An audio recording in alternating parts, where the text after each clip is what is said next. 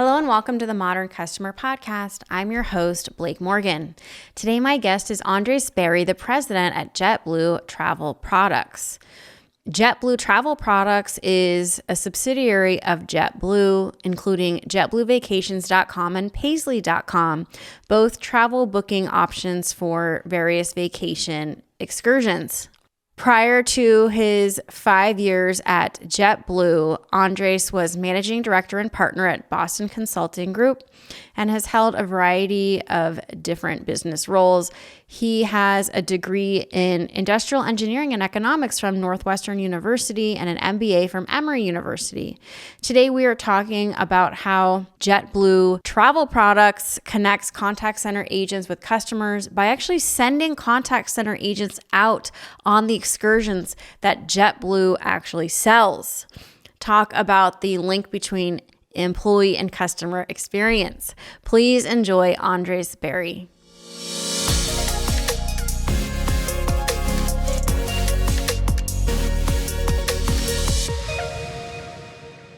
Andres, welcome to the Modern Customer Podcast. Are you calling in from beautiful Florida today? I am. Thank you for having me. And I am in Fort Lauderdale, Florida, enjoying the sunshine. Oh, wonderful. Yeah, I have to say, I'm one of the rare people. I love the humidity there. Like when I go to the East Coast in the spring, like I just feel like it's really good for your skin. So Yeah, that's a benefit you have over California. for Um, sure. So let's talk about your role. You are president of JetBlue Travel Products. Everybody knows JetBlue, especially my listeners and viewers that are obsessed with customer experience like I am. You know, JetBlue is a wonderful brand with a long legacy of just doing things differently. Can you hmm talk a little bit about how you came into your role as the president of the travel product division and what that actually is? Yeah, for sure. So we realized several years, or JetBlue realized several years ago, that a lot of what made JetBlue special didn't only have to live within the airline space. And so if you think back to the original days of showing up with an airline that had TVs in the seat back and free snacks, and you get the full can of drinks and leather seats, and over time added things like the Mint experience and free broadband Wi-Fi, and it's just always been the company has been built on the concept that if we build a better product and a better customer experience at good value for money, that customers will come. And I think there's a recognition that there's an appreciation from customers for the brand, and we were limiting that interaction to essentially when they were flying with us. And we know that when customers are flying with us, there's usually a broader part of their trip. So oftentimes they're either going on a vacation or they're visiting friends and relatives, and they need additional parts of their trip. And so the question that was posed is how can we, when we looked at the rest of travel, we saw similar opportunities where there's a lot of sameness, a little bit of a race to the bottom in terms of price, and not significantly better service or experience. And so I was hired about 5 years ago to build travel products, which is essentially what are all the different touch points we can have with customers to create something that feels JetBlue-like, that creates a better experience and just create better trips for them. And there's been a couple elements on how we do that. Probably the one that has most taken off to date, and we have a couple other sites and businesses that we're building as well, but the one that's probably most notorious is the JetBlue Vacations package business, which you can probably see one of our packages behind me. But it's essentially the idea of bundling flights and hotels. And we're not new to that space. We didn't create the space, but I'd say we're the first ones to innovate and make it more customer friendly in about 25 years, and happy to go more depth into that. But that's the general spirit, is how do we bring what made JetBlue special to more parts of people's trips? Yeah, I think that's so interesting because there's just so many options today for travelers, for customers. What do you think JetBlue represents to a traveler that might be looking for just a different type of, even just booking experience, not even the travel experience? What are they looking for from you?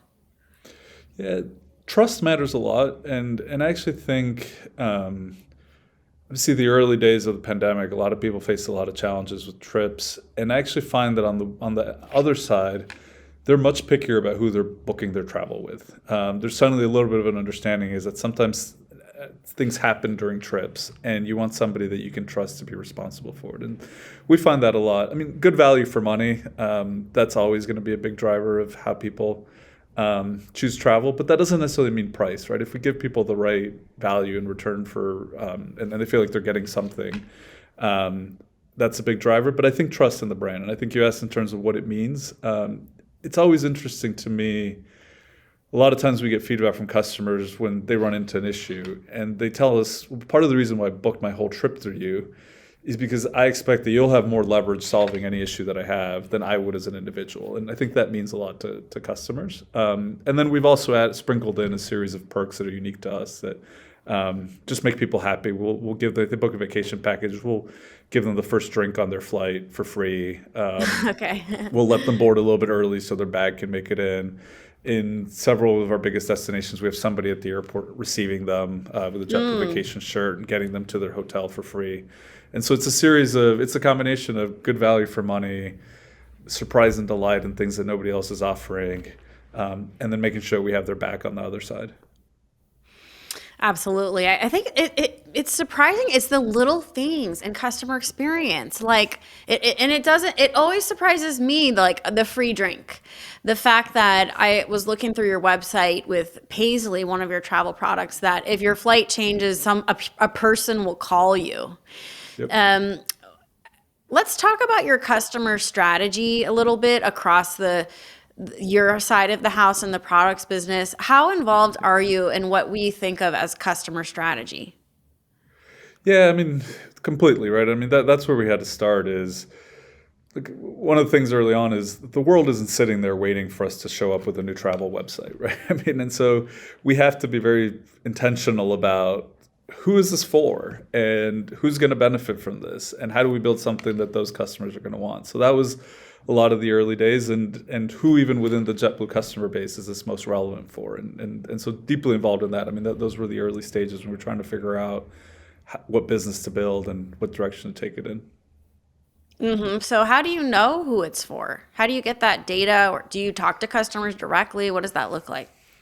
Yeah, so it's a combination of two things. Talking to customers helps a lot. I mean, in the early days, definitely go to airports, and I mean, people oftentimes get to an airport early, and they're about to take a flight somewhere, and you look for a flight where maybe we think we can offer a better vacation package, and it's amazing. Customers love to share their thoughts, and okay, where did you book your trip, and how, and why, and so definitely a lot of that.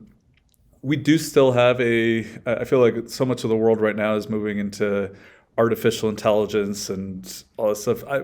We've taken a bet on the other side, which is we just want to have the best human interactions that we have.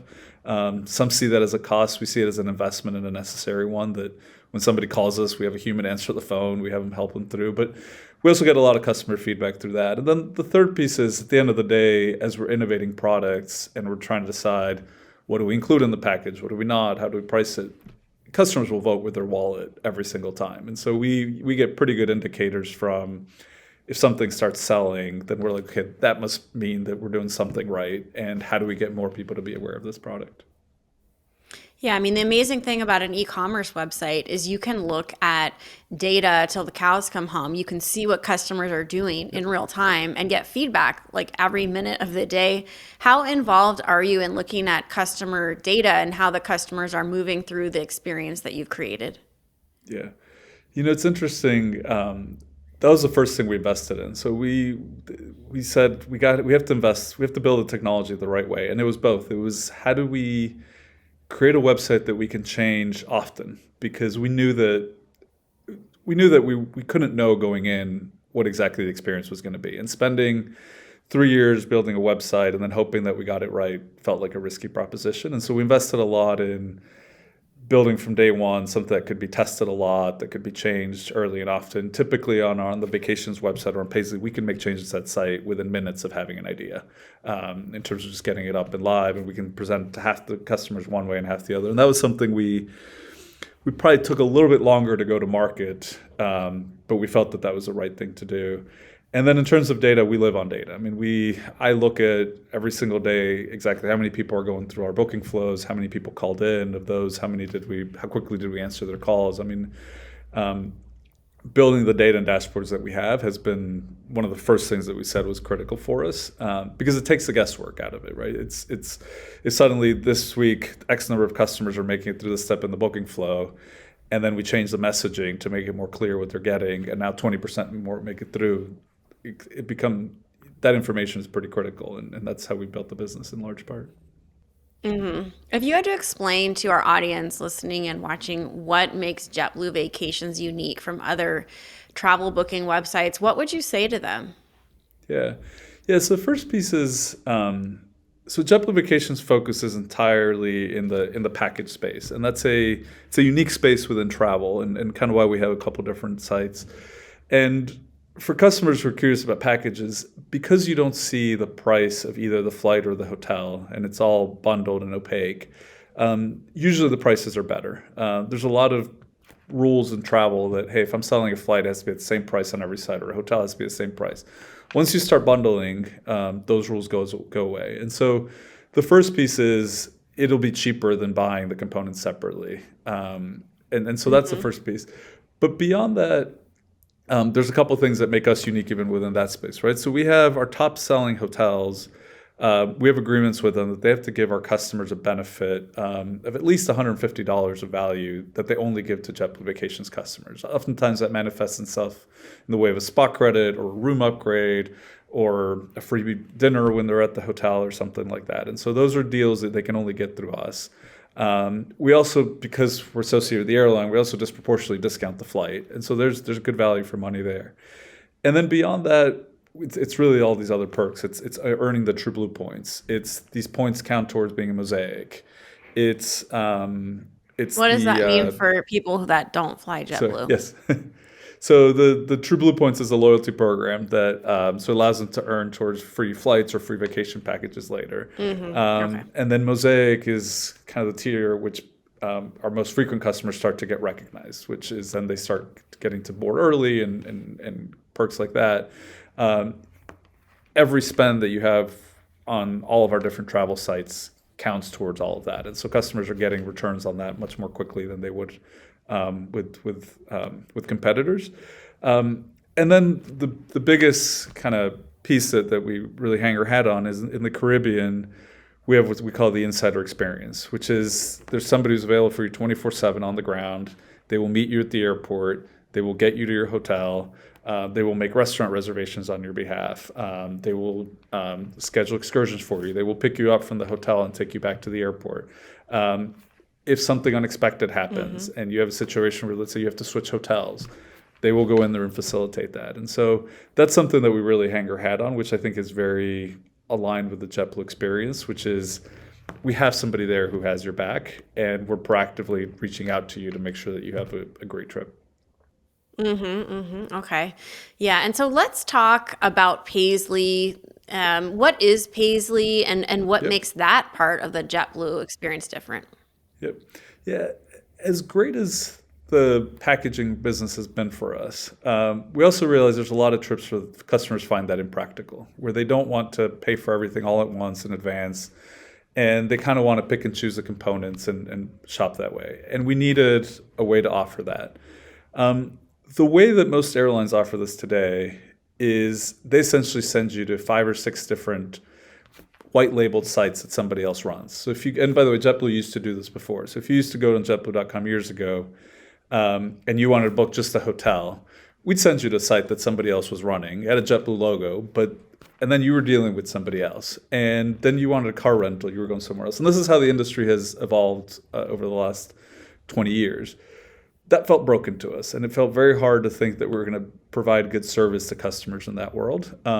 This particularly hit hard at the onset of COVID, where customers were calling us and saying, hey, I booked a hotel on the site that was affiliated with you. Can you help us? And it's not that we didn't want to. We couldn't. I mean, they weren't even, and that, by the way, is true about every other airline right now, how they operate. So we said, we have to bring this all in-house. So what Paisley is really a travel portal for customers who want to rent a car, rent a vacation rental, book an activity, stay at a hotel. We even sell luggage now. And every product there is tied to our loyalty program. So every dollar spent helps customers earn more points, so they're that much closer to a free flight or a free future trip. Every dollar that they spend also contributes to them gaining gaining levels within the loyalty program. And so this is really a way for them to come in. And then to your point earlier, we always hang our hat on service. So one of the things that we do is we recognize, hey, sometimes a weather event may happen or something may happen that a flight will get delayed or canceled. Boy, it's a hassle when that happens. So then, now I have to redo my plans. I have to change my rental car. I have to change my hotel. For customers that come book through us, we'll do that for them. And we'll call them. We won't necessarily just blindly change it, but we'll say, hey, look, we noticed that your flight is no longer at 11, it's at 3 p.m.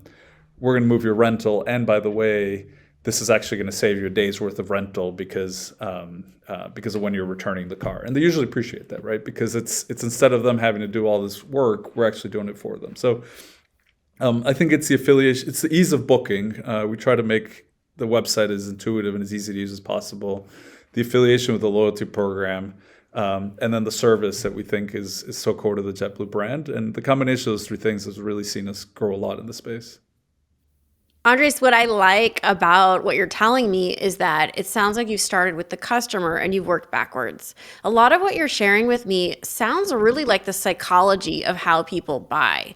When you're going to book a trip, there's all these unknowns, and you don't want unknowns, especially if you're going to the Caribbean or you're going kind of far. So you have literally started with the anxieties of the customer and the fact that they want value and they want to feel like they're getting more. And you've worked backwards, and I find that really interesting. Would you say that's accurate? Yeah, that's exactly how we operate. I mean, it's starting with what do customers, what is nobody providing in the space that customers would value? And then how do we build an experience that provides that? And even to give you one more example, we started getting to the cruise space recently.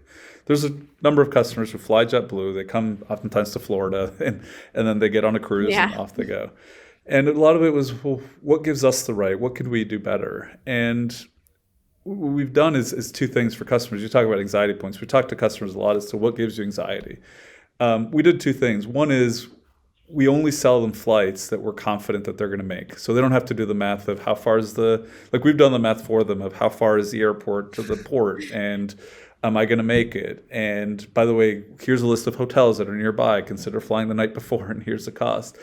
And once we did all that, which customers appreciate because now we've done the work for them, we also provided them with, we call it plane to port commitment, which is if JetBlue's flight is late, whether it's our fault or not, but again, things happen, and the buffer that we've put in isn't sufficient, and you miss your cruise. I mean, that's a really tough scenario for customers, right? Because you're expected to take a cruise, you miss it, and it's not like in a hotel you might check in a day late.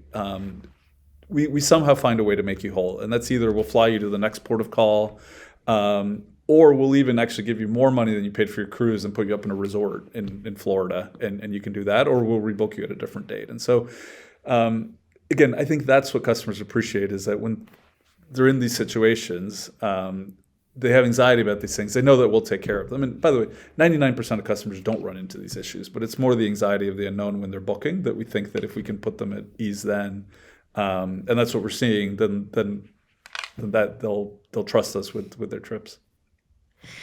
So obviously the product is customer centric. The strategy is customer centric. Would you say your culture is employee and customer centric?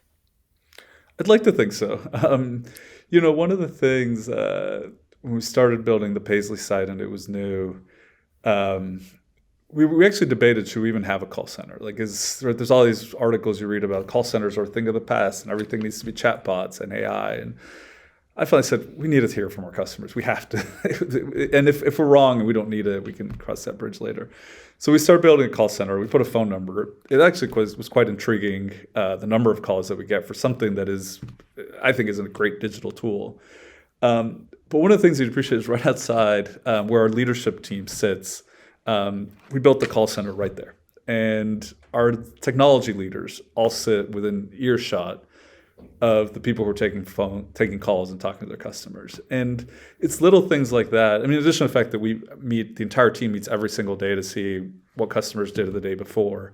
But it's little things like that because I don't then have to go convince people, hey, you may want to make this change to the website. If you're hearing somebody servicing a customer and there's an issue, you're suddenly very motivated. And it keeps all of us very in touch with what are customers calling about? What do they want? What are their needs? What are the initiatives that we should be pushing? So that's been at our core. And to me, that's kind of where we start. Most of these products take a little bit of time to ramp up from a revenue standpoint, but our belief is if we build a better experience, we'll eventually get enough customers that's the right way to do it. And investing in the customer experience has been where we've kind of put all of our bets. So a president might not always know or be involved with what's happening in the call center. Would you say you're involved with the call center, and to what extent?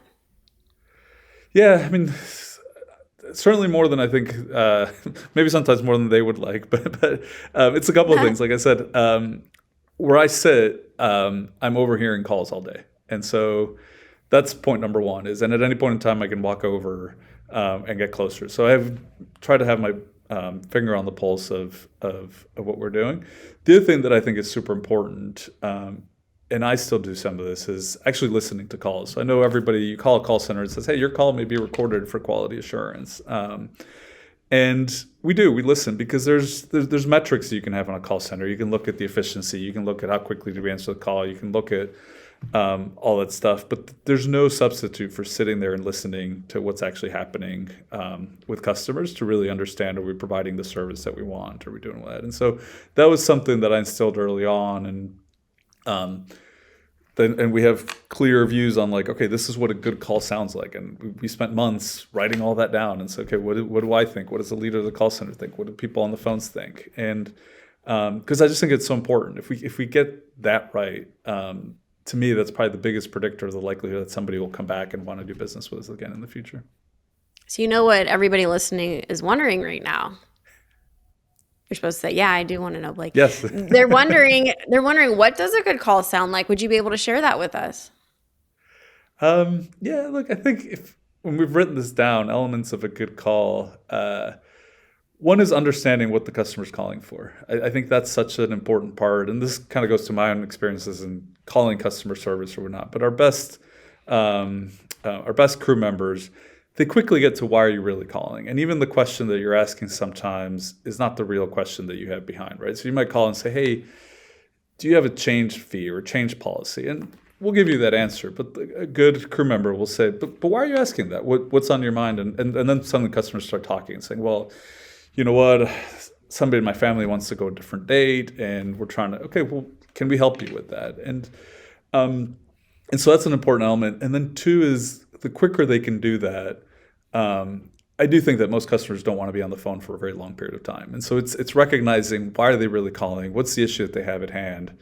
And the sooner that we can solve that for them, the happier they're going to be. And the last piece is giving people confidence. For example, we invest a lot in having all of our crew members visit our top resorts periodically. And every single one of them goes. And the ones who go come back and report. Because we found that sometimes when somebody calls and says, hey, I'm thinking about going and I have a 4-year-old and a 7-year-old and I'm not sure if the pool is going to be, and the person on the phone can say, you know what, I was actually there 6 weeks ago and let me tell you how this resort actually works. Or my colleague was there 2 weeks ago and they let me know that this new restaurant is great for reason XYZ.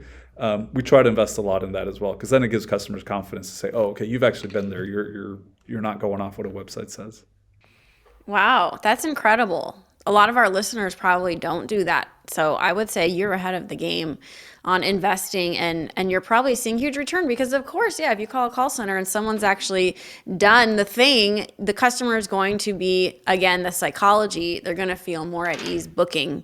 Do you have any last thoughts as we reach the end of the formal part of the interview on how leaders like yourself that might not have the word customer in the title, how they can be more tuned into what's happening with customers on the ground? Yeah, I mean, I think, and maybe this is just the way that I've been brought up in business. It's very hard to have a business without customers, right? And we can look at, and by the way, most of my training is more on the finance and operations side. So I'm very attuned to what a P&L looks like and things like that. But especially building a new business, and it's not even a new product. It's a business in an existing industry. We had to find a way to win customers. We just had to. There was no alternative. And I see it as a necessity. I think I've been lucky, and in part we hired for this, but the entire senior leadership team that we have, our head of finance, our head of technology, our head of obviously the head of commercial, but our head of customer service, our head of HR, they all share that value. And so it's they all look at, okay, how can I do my job in a way that's best for customers? And I think that's helped us. We're not perfect, and things don't always go exactly as we want them to. But the way that we operate, the metrics we look at, the conversations that we have tend to keep us grounded on that. And it's something that we think has helped us, because I think that's why we're growing, is customers keep coming back if they have a good experience. All right, Andres. Well, we've graduated to the fun part of the interview. Are you ready for rapid fire? All right, let's do it. All right, Andres. Firstly, what does your morning routine look like? Morning routine. Wake up. I have first and fourth graders, so I take them to school, drop them off, come into work. That usually makes me one of the first ones here. And then spend about 45 minutes by myself looking at what happened yesterday. How many calls did we get? Did we answer them? And then a day spent typically in meetings of just figuring out what happened yesterday, what are big initiatives, and then trying to be helpful wherever I can. Do you have a unique leadership hack that helped get you to where you are today? Boy, it's a tough question to think of on my own. But look, I've always found, my general sense is I've generally found that people want to do well, and they want to be part of organizations that are successful and growing and winning. And so I think as an organization, we have a culture of, we're very focused on getting to the end goal. And then how do we help every individual contribute to that? And I think that even if that sometimes means having to work through hard problems, or putting in some hours, or people dealing with challenges that maybe are stretching them, if they can get to the other side and see, oh, but this helped me become a better contributor, this helped me develop a certain skill, this helped the company do well, I find that keeps them motivated. And so that's a lot of where I focus on, is like, how can we make sure that we have a successful organization? And I think a lot of the good employee experiences follow from that. What do you do to relax at the end of a hectic day? Well, again, I usually try to see my kids and wife and try to get a meal in with them. If possible, I try to go out for a run once the sun goes down in the Florida heat.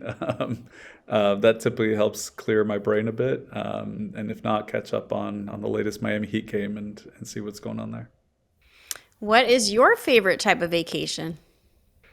It's interesting, because that's changed as my kids have changed lifestyle. Like, it used to be sitting on a beach. Then we had a couple years of a lot of theme parks. Now we've started going to big cities around the world as the kids have gotten older. And so what I like about vacations is just discovering the world. And again, being able to do it with my family is what creates the great memories. But I think the type of destination that suits us has changed over time. Yeah, because you probably travel a lot for your job, right? Absolutely. Every week. Yeah. Right. Okay. Wow, that's a lot. If you could have lunch with anybody, dead or alive, who would it be? Oh boy, not sure I was ready for that one. Lunch with anybody, dead or alive, who would it be? I have a lot of admiration for more for his leadership skills, but Pat Riley, the president of Miami Heat. All right. And lastly, if you had to describe your outlook in one quick motto, what would it be? I like to think I'm optimistic, and I think it's just a better way to get through life. So we always plan for the worst, but we certainly hope and expect to get better outcomes than that. So. That's great. Well, I love that. Well, thanks for being here, Andres. If our listeners and viewers want to book with JetBlue, how would they book one of the experiences you've talked about today? Yeah, so for sure, the easiest way to find us is if you go on JetBlue.com, at the very top of the website, you'll see a JetBlue Vacations logo and you'll see a Paisley logo. And that's the easiest way to access them. That's how most of our customers find us. And again, if you want to all-inclusive, go to the Caribbean, be on a beach in a resort, not have to worry about anything, the JetBlue Vacations product is best in class. If you're looking for any other types of travel needs, that's where I think the Paisley site has a little bit more flexibility and suits a different customer need. Well, I think that is so exciting for all of our listeners that do need a vacation. So thank you for being here. Absolutely. And hopefully you'll come back next year and tell us how your company is growing. All right. Thank you so much, Blake. And all of you have been tuning in and watching the Modern Customer Podcast. Until next time.